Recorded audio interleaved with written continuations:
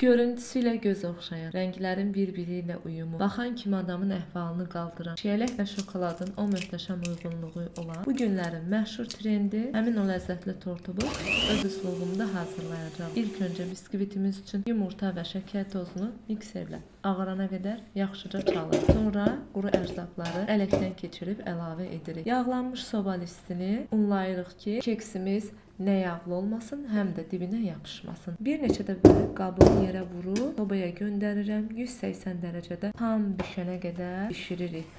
Bişən biskviti xırda hissələrə doğrayıb keçirik ən gözəl, ən sevdiyim hissəyə. Qaymaqlı qatlaşdırılmış südlü oypək kimi kremi hazırlamağa. Hazırlamaq soyuq qaymağı qaba əlavə edib üzərinə qatlaşdırılmış süd əlavə edib qarışdırırıq. İndi isə hər şeyi birləşdirmək zamanı gəldi.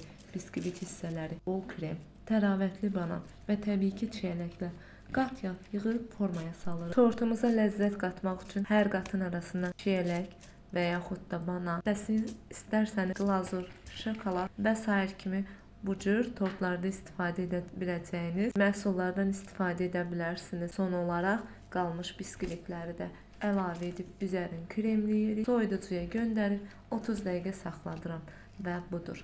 Möhtəşəm tortumuz hazırdır.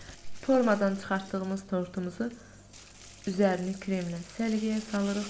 Çiyələk və şokolad sosu ilə son toxunuşları edirik.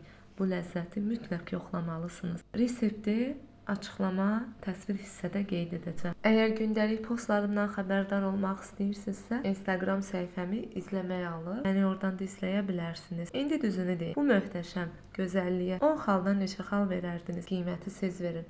Mən isə rəylərinizi oxumaq üçün çox səbirsizlənirəm. Yeni reseptlər üçün izləmədə qalın. Hələlik.